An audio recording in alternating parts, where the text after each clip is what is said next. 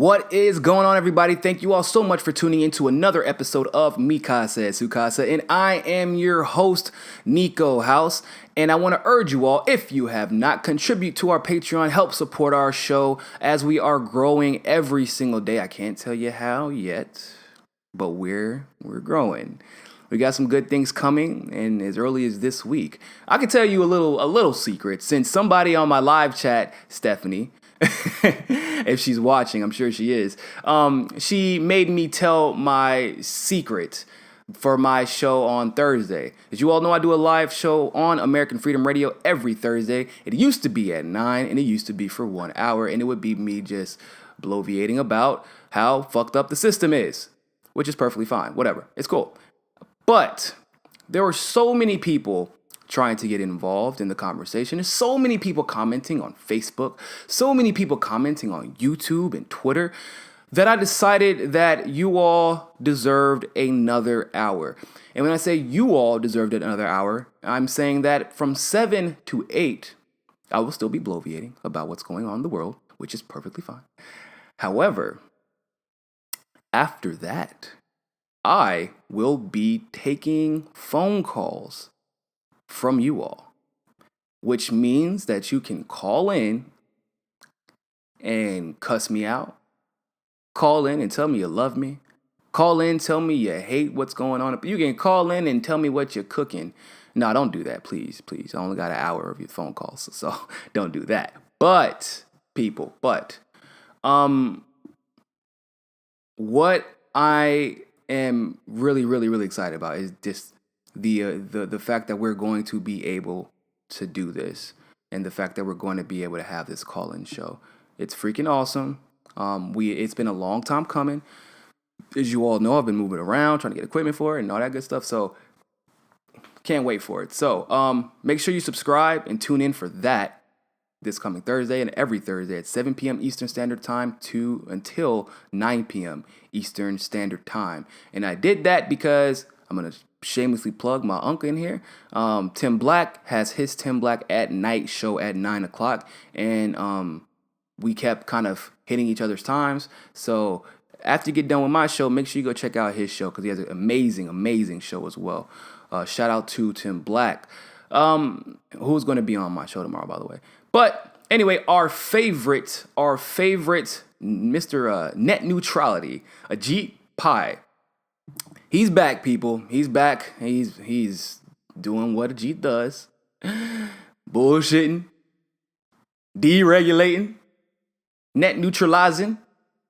You know what I'm saying, people. You know what I'm saying. Don't play. Let's read the article, people. Let's read the article. So, FCC Chairman Ajit Pai is under investigation for possible collusion with Sinclaire Broadcasting. What? Say it ain't so. Tell me that another politician wasn't bought off and it wasn't totally expected. Anyway, Federal Communication Commission's Chairman, Ajit Pai, is being investigated by the FCC Inspector General over suggestions that he improperly scrapped regulations to help Sinclaire Broadcast Group buy rival TV station operator Tribune Media. Representative Frank Pallone, Democrat from New Jersey, and 2 congressional aides told the New York Times on Thursday. Now, I do want to be clear about something. That Democrat, that D, does make a difference in this scenario. And it makes a difference because understand that if this was the Democrats repealing this, the only reason that they're fighting against the repeal of this, in my humble opinion, is that because it was Obama's legacy and because they are worried that there is some truth to it, that Trump and the Republican administration is just trying to repeal anything that could be kind of positive about Obama's legacy. And the Democrats are doing whatever they can to protect it because Obama's legacy is kind of all they have at this point, and even that is wavering. So if that was a Democrat to do this, I can 100% guarantee you it wouldn't get repealed, and they wouldn't be investigating, and they wouldn't be bragging about the investigation either. In fact, we know for a fact that this is true because they would be hiding it like they hide all the other investigations that they are currently under as a party. So the investigation was, however, reportedly launched in December, and it is unclear how far along it has come or when it will conclude. The FCC Inspector General doesn't always publish its findings. However, they can be procured through the Freedom of Information Act requests. Those are the FOIAs. Last April, Pai pushed through the first of several regulatory changes that allowed TV broadcasters to increase the number of of stations they own. Sinclair, already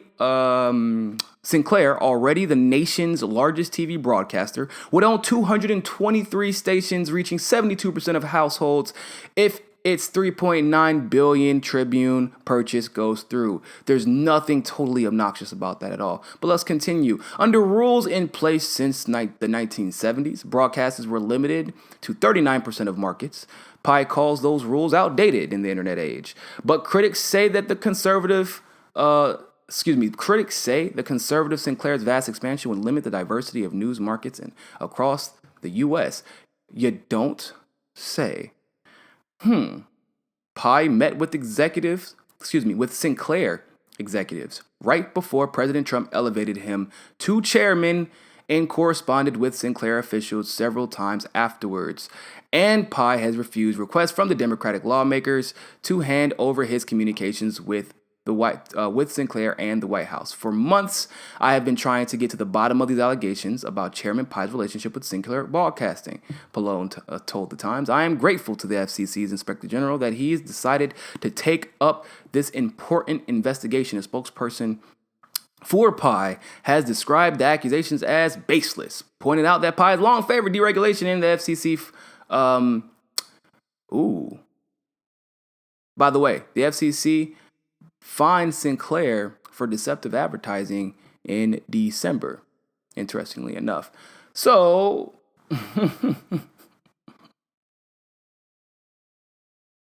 people, can you believe this? Can you believe this? They just said a politician, before making a huge decision, met with rich people, was potentially paid off, elevated to a position of leadership, and abused his power and authority for personal agenda. I can't believe it. It's almost like that's perfectly fucking normal now. Holy shit, I'm not even surprised. And it's so insane to me because Ajit and almost every other politician, actually, who was for the repeal of net neutrality, did a fantastic job. I'm going to tell you why. Because they had us talking about the internet over and over and over and over and over and over and over and over again. We focused on the internet, and that's all we talked about. And even Ajit Pai's little lame-ass attempt to reach out to millennials with that stupid video about the things that we can still do on the internet, even though net neutrality is repealed, that was all geared towards the internet, totally shifting the perspective away from and shifting the angle away from the broadcasting aspect. Understand that 72 to 73% of households will now have their news circulated through one particular group. So I will be clear about this as well. The establishment wants this to happen, despite popular belief. Now, I'm not sure. I would have to do a little bit more research on Sinclair, but I am sure that if the Dems don't want Sinclair's broadcasting to reach that many households, it's probably because they don't. It's conservative, or at least it's dominantly conservative as far as the news that they portray now and that they report on. So yes, I would like to see more regulations when it comes to broadcasting, because what we are seeing with this Sinclair group potentially is what we saw arise in the late 1800s, the early 1900s, with what we refer to as the robber barons that are still terrorizing us economically today. If you don't know who that is, that would be the Rockefellers of the world, the Carnegies, J.P. Morgan Chase. I know I'm missing a few, but generally, those are the ones who eventually forced the United States to pass antitrust laws, because they were the first monopolies, and they worked And that's, unfortunately, for some, despite popular belief, capitalism isn't about increasing competition. It is about destroying your competition. And there's been 50, 100,000 examples of this. The false premise in the idea that capitalism will work. Why? Because of the free market. Except for when you have a situation where everyone, like, when you first came to the United States, there were people with advantages, but if you were at least a white male, you could do pretty well for yourself if you got the right opportunity and you worked for it. Nobody would argue with you there. Now, at a certain point, Irish people came, right? This is a small example. They were being held back and couldn't get the same respect. I mean, they were getting pushed out in New York. They were getting pushed out in the same fashion that the blacks were getting pushed out in the South. Eventually, of course, they wanted to help, like, ask the Irish to unite with them so that they can all hate black people, but that's a different discussion. But so the Irish were held back for a long time, and it took a while for them to catch up. And then Italians at a certain point were held back, and then, of course, black people were held back the entire time. And so you allow certain people to establish positions of power while we're all vying for poor people power, which I'm not even sure what that is, but we were trying to get it. And while that was happening, these robber barons established dominion over the major markets of the country: railroading, oil, banking. I know I'm missing a couple. Oh, steel, and there's one more too. But yeah, pretty much controlled everything. And so the one thing, obviously, that wasn't controlled was broadcasting, because it hadn't been invented yet. So if we allowed the FCC to totally revoke net neutrality and go unaccounted and not be held accountable for that, we would essentially be seeing the rise of the sixth robber baron, or the sixth monopoly, which would be Sinclaire Broadcasting Group. It is important to understand that I'm not for overregulation. I understand the problems with that.